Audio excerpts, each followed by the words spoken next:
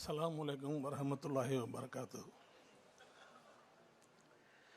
மலர்களுக்கு தலைநகரம் வசந்தம், வெள்ளி மணல்வெளிக்கு தலைநகரம் சஹாரா, துள்ளும் அலைகளுக்கு தலைநகரம் கடல், பிள்ளை அரும்புகளின் தலைநகரம் அன்னை அரவணைப்பு, பணிகளுக்கு தலைநகரம் இமயம், சிந்து பாட்டுக்கு தலைநகரம் தென்றல் காற்று, மனிதனுக்கு தலைநகரமாம் மாண்புமிகு தமிழ்நாடு முதலமைச்சர் முத்துவேல் கருணாநிதி ஸ்டாலின் அவர்களே, உங்களை இந்த குழுவின் சார்பில் வருக வருக என அன்புடன் வரவேற்கின்றேன். இஸ்லாம் என்பது இறைவன் மீது நம்பிக்கை, இறை மறையின் மீது நம்பிக்கை, இறை தூதர் முஹம்மது நபி ஸல்லல்லாஹு அலைஹி வஸல்லம் அவர்கள் மீது நம்பிக்கை, இம்மையின் மீது நம்பிக்கை, மறுமையின் மீது நம்பிக்கை. இதுதான் இஸ்லாத்தினுடைய கான்செப்ட். அல்லது குல் வல்லாஹு அஹத் அல்லாஹு சமத் லம் எலிது வலம் யுலது வலம் யகுல்லஹு குஃபன் அஹத். அல்லாஹ் ஒருவன் தான், அவனுடைய திருத்தூதர் முஹம்மது நபி ஸல்லல்லாஹு அலைஹி வஸல்லம் அவர்கள் ஒருவர் தான். அவரை நாம் பின்பற்றி நடைபோட வேண்டும் என்பதுதான் இஸ்லாத்தினுடைய ஆழமான கருத்து. நம்முடைய தலைவர் அவர்கள் சொன்னதைப் போல இஸ்லாம் என்பது ஒரு மதத்திற்கோ அல்லது ஒரு ஜாதிக்கோ அல்லது ஒரு இனத்திற்கோ சொந்தமானதல்ல. இது மனித குலத்திற்கு சொந்தமானது. ஃபதல் மின்னார், இது மனித குலத்திற்கு சொந்தமானது. மனிதர்கள் அத்தனை பேரும் பின்பற்றக்கூடிய அருமையான கருத்துக்கள் இதில் பதிந்து கிடக்கின்றன. சாதாரணமாக 3 பேரை வைத்துக்கொண்டு, நபிகள் நாயகம், அவருடைய மனைவி, இன்னொருவர், 3 பேரை வைத்துக்கொண்டு தான் இஸ்லாம் முதல் துவங்கியது. இன்று 220 கோடி பேர் இந்த உலகில் இஸ்லாத்தை தழுவியிருக்கிறார்கள் என்றால், இந்த 1500 ஆண்டுகளுக்குள்ளே நடந்த அதிசயம் என்ன என்பதைத்தான் நீங்கள் எண்ணி பார்க்க வேண்டும். நபிகள் நாயகம் அவர்கள் சொன்ன கருத்துக்கள், அவர்கள் எடுத்து வைத்த கருத்துக்கள், இவைகளையெல்லாம் ஏற்றுக்கொள்வதற்கு ஆரம்பத்திலே மிகப்பெரிய தயக்கம் இருந்தது. யாரும் ஏற்கவில்லை. அதற்கு பிறகுதான் கொஞ்சம் கொஞ்சமாக ஏற்றார்கள். இது அல்லாஹ்வுடைய மார்க்கம் என்பதால் அதை ஏற்றார்கள். நீங்கள் நபிகள் நாயகம் அவர்களை பற்றி நான் சொல்வதை விட, இங்கு வந்திருக்கின்ற மேடையில் இருக்கின்ற பெரியவர்கள் சொல்வதை விட, அல்லாஹ் என்ன சொல்கிறான், இறைவன் என்ன சொல்கிறான், இறைவன் எந்த இடத்தில் நபிகள் நாயகம் அவர்களை வைத்து பார்க்கிறான் என்பதை பற்றி நாம் கொஞ்சம் யோசித்து பார்த்தால், எவ்வளவு பெரிய நபிகள் நாயகம் அவர்களுக்கு எவ்வளவு பெரிய இடம் இறைவனால் தரப்பட்டிருக்கிறது என்பதை நம்மால் புரிந்து கொள்ள முடியும். நீங்கள் பாருங்கள், எல்லா பள்ளிவாசலும் இருக்கின்றன. நீங்கள் விரும்பினாலும் விரும்பாவிட்டாலும், எந்த மதமாக இருந்தாலும், எந்த இனமாக இருந்தாலும், குலமாக இருந்தாலும், பாங்கு சத்தம் உங்கள் காதுகளில் விழுந்து கொண்டே இருக்கிறது. ஒரு பள்ளிவாசல் இருந்தால் அந்த பள்ளிவாசலுக்கு பக்கத்திலே பாங்கு சத்தம் வந்து கொண்டே இருக்கிறது. அந்த பாங்கு என்ன சொல்லப்படுகிறது? அல்லாஹு அக்பர், அல்லாஹு அக்பர், அல்லாஹ் மிக பெரியவன். அஸ்ஹது அல்லா இலாஹ இல்லல்லாஹ், அஸ்ஹது அன்ன முஹம்மதர் ரசூலுல்லாஹ், ஹய்யல் ஸலாஹ், ஹய்யல் ஸலாஹ், ஹய்யல் ஃபலாஹ், ஹய்யல் ஃபலாஹ். திருப்பி அல்லாஹு அக்பர், அல்லாஹு அக்பர், லா இலாஹ இல்லல்லாஹ். அதாவது அல்லாஹ் மிக பெரியவன். மிக பெரியவன் என்பதோடு மட்டுமல்ல, வணக்கத்திற்குரியவன் அல்லாஹ் ஒருவன் தான். அவருடைய திருத்தூதர் முஹம்மது நபி ஸல்லல்லாஹு அலைஹி வஸல்லம் ஒருவர் தான். எனவே தொழவாருங்கள். தொலை வந்தால் என்ன கிடைக்கும் என்று யாராவது ஒருவன் கேட்டு விடுவான் அல்லவா? அதனால் அடுத்த வரியில் அதற்கு பதில் வைத்திருக்கிறார்கள். தொழுதால் உங்களுக்கு நன்மை கிடைக்கும், எனவே தொலைவாருங்கள் என்று சொல்கிறார். ஹய்யல் ஃபலா, ஃபலா என்றால் தொலைவாருங்கள், உங்களுக்கு நன்மை கிடைக்கும் என்ன அந்த பாங்கிலே சொல்லப்பட்டிருக்கிறது. நான் இதை சொல்வதற்கு என்ன காரணம் என்றால், இந்த உலகத்தில் எத்தனை பள்ளிவாசல்கள் இருக்கின்றன? நான் அந்த கூகுளிலே போய் தட்டி பார்த்தேன். 3.6 மில்லியன் பள்ளிவாசல்கள் இருக்கின்றன என்று ஒரு கணக்கு இருக்கிறது. சுமார் 4 கோடி பள்ளிவாசல்கள். ஒவ்வொரு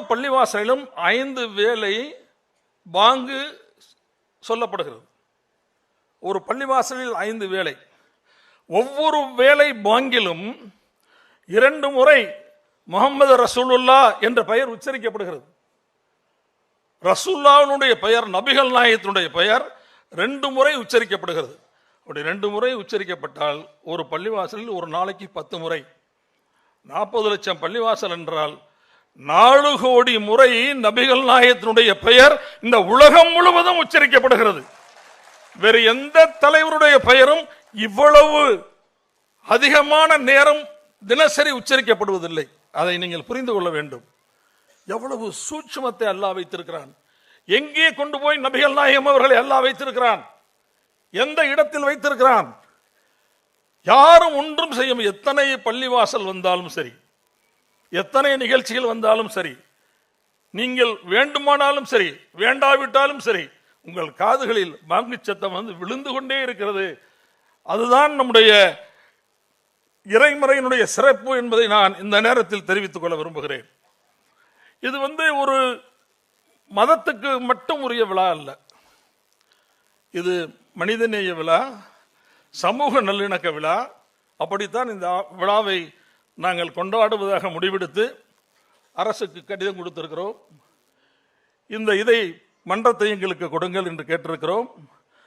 சமூக நல்லிணக்கம் என்று பார்க்கிற போது காயிதே மில்லத் முகமது இஸ்மாயில் சாஹிப் அவர்கள் அரசியல் சட்டத்தை வகுக்கின்ற அந்த குழுவில் இருந்தார்.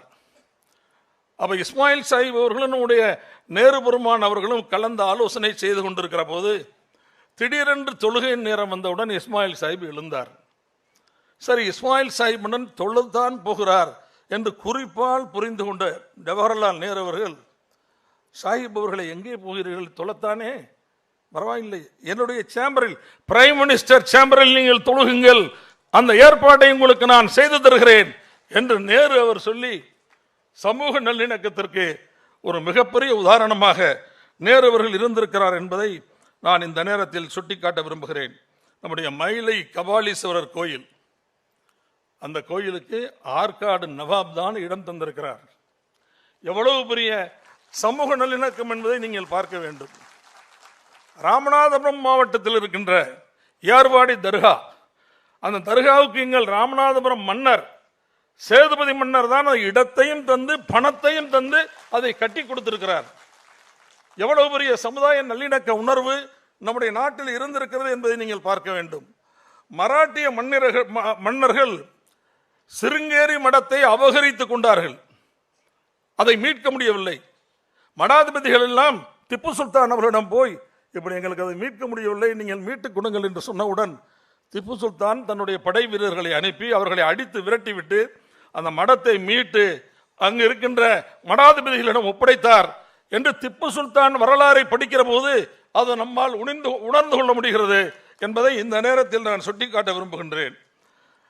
எனவே இப்படிப்பட்ட நிகழ்வுகள் எல்லாம், நான் சொன்ன இந்த நிகழ்வுகள் எல்லாம் மதச்சார்பற்ற நிலைக்கு ஒரு எடுத்துக்காட்டு என்பதோடு மட்டுமல்ல, இந்த விழா நடக்கிறதே இதுவே ஒரு மதச்சார்பற்ற விழா தான்.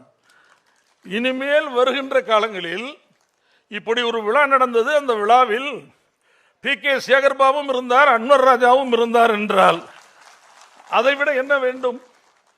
இந்த விழாவை நடத்துவதற்கு நான் மாண்புமிகு முதலமைச்சர் அவர்கள் எனக்கு அனுமதி கொடுத்ததற்கு பிறகு சேகர்பாபு என்னை 4 முறை சந்தித்து விட்டார். அது இந்த அரங்கத்திலேயே 3-4 முறை இந்த அரங்கத்திலேயே என்னை சந்தித்து விட்டார். ஒரு முறை நான் அண்ணன் உங்களை பார்க்க வேண்டும் என்று சொன்னேன். நீங்க என்னை பார்க்க முடியாத, நான் சுத்திக்கிட்டே இருப்பேன், நீங்க உங்க வீட்டிலே இருங்க, அங்கேயே நான் வரேன்ட்டார். வீட்டுக்கே வந்துட்டார். நேற்று அவர் வெளிநாடு போயிருந்தார், வெளியூர் போயிருந்தார். நேற்று பிளைட்ல இன்னைக்கு காலையில் எங்க வீட்டுக்கு வந்தார் 11 மணிக்கு. என்ன ஆச்சு இன்னைக்கு, பொண்ணையெல்லாம் பார்த்தீங்களா அப்படின்னு. இப்படி அவர் நம்முடைய சேகர்பாபு அவர்கள் குடமுழுக்கு தான் கொண்டாடுவார் என்று நீங்கள் நினைக்காதீர்கள். நீங்கள் நபிகள் நாயகம் பிறந்த விழாவையும் கொண்டாடுவதில் மிகப்பெரிய அளவில் அவர் எங்களுக்கு உதவி இருக்கிறார் என்று இந்த நேரத்தில் நான் தெரிவித்துக் கொள்ள விரும்புகிறேன். நாசர் மிகப்பெரிய உதவியாக இருந்தார், அது அவருடைய கடமை, எனவே உதவியாக இருந்தார், அது வேறு. ஆனால் சேகர்பாபு எங்களுக்கு செய்திருக்கிற உதவி என்பது மிகப்பெரிய உதவி என்பதை இந்த நேரத்தில் நான் தெரிவித்துக் கொள்ள விரும்புகின்றேன். அடுத்து ஒன்று, மதச்சார்பற்ற நிலைக்கு ஒரே ஒரு உதாரணம். வங்காளதேசத்திலே போர். வங்கதேசத்திலே போர் நடந்தபோது அங்கே ஷேக் முஜிபுர் ரஹ்மான் தலைவர்.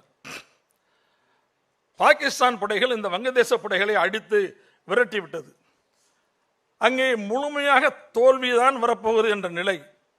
அப்போதுதான் ஷேக் முஜிபுர் ரஹ்மான் இந்திரா காந்தி அவர்களிடம் நீங்கள் எங்களுக்கு உதவி செய்யுங்கள் என்று கேட்கிறார். உடனே இங்கிருந்து நம்முடைய இந்திரா காந்தி அவர்கள் முக்தி வாகினி என்ற படையை அனுப்பி அது எப்படியாவது நீங்கள் அவர்களை விரட்டி அடிக்க வேண்டும் என்று சொல்கிறார். எனவே அதற்கு இந்திரா காந்தி யாரை அனுப்புகிறார் என்றால் Sikh regiment, Madras regiment, Sikh regiment என்று சிக் ரெஜிமெண்டை அனுப்புகிறார். இந்த சிக் ரெஜிமெண்ட் சீக்கியர்கள் எதற்காகவும் தங்கள் மத சம்பிரதாயத்தை காம்ப்ரமைஸ் பண்ண மாட்டார்கள். உங்களுக்கு தெரியும், ஜெயில் சிங் பிரதமராக இருந்தபோது, நம்முடைய இவர் மன்மோகன் சிங் பிரதமராக இருந்தபோது பிரான்சில் தலப்பாகை வைக்கக்கூடாது என்று சொன்னவுடன் நானே பேசுகிறேன் என்று பேசி அதற்கு வேண்டிய அனுமதியை பெற்று தந்தார். அதே போல் ஜெயில் சிங் ஜனாதிபதியாக இருந்தபோது அவருக்கு தரப்பட்ட தண்டனை, அந்த தண்டனையை ஜனாதிபதி என்ற நிலையிலேயே அவர் குருத்வாராவுக்கு சென்று அந்த குருவனுடைய கால்களில் தண்ணீரை ஊற்றி கழுவினார். இப்படி எதற்கும் தங்கள் மத சம்பிரதாயங்களை காம்ப்ரமைஸ் செய்து கொள்ளாத சீக்கியர்கள் அந்த படையிலே சீக்கியர்கள் உள்ளே போய் அடித்துக் கொண்டே போகிறார்கள். போய் அந்த பாகிஸ்தான் வீரர்களை விரட்டடித்து அங்கே பார்த்தால், நண்பர்களே, அதை படிக்கும்போது என்னுடைய கண்களிலே தண்ணீர் வந்தது. அது ஒரு புத்தகம், வங்காளதேச போர் என்ற அந்த புத்தகம். என்னுடைய கண்களிலே அப்படியே தண்ணீர் வந்தது. அங்கே போய் பார்த்தார், பதுங்கு குழிகளுக்குள் நம்முடைய இஸ்லாமிய சகோதரிகள் பிறந்த மேனியாக அவர்களை சிறை வைத்திருக்கிறார்கள். பாகிஸ்தான் வீரர்கள், பாகிஸ்தான் முஸ்லிம்கள் தான், இவர்களும் முஸ்லிம்கள் தான். என்ன செய்வது? எப்படி அவர்களை காப்பாற்றி அழைத்து வருவது? என்ன செய்தார்கள் தெரியுமா? அந்த சீக்கியர்கள் தங்களுடைய தலைப்பாகையை அவிழ்த்தார்கள். தலைப்பாகையை அவிழ்த்து அப்படியே ஒவ்வொரு குழியிலும் போட்டு, நீங்கள் சகோதரிகளே நீங்கள் கட்டி கொண்டு வாருங்கள் என்றவர்கள் சொல்லி அந்த சேலையாக கட்டி கொண்டவர்கள் வந்தார்கள் என்பது அந்த வரலாற்றில் படிக்கிற போது நமக்கு தெரிகிறது. நான் எதற்காக இதை உங்களுக்கு தெரிவிக்கிறேன் என்றால், எதற்கும் தங்களுடைய மத சம்பிரதாயத்தை காம்ப்ரமைஸ் செய்யாத நம்முடைய சீக்கியர்கள் அந்த பெண்களின் மானத்தை காப்பாற்றுவதற்காக தங்களுடைய தலைப்பாகையை அவிழ்த்து போட்டவர்களை காப்பாற்றி கொண்டு வந்தார்கள் என்பது ஒரு நிகழ்வு. இந்த நிகழ்வை நான் எதற்காக சொல்கிறேன் என்றால், மத வெறி என்பது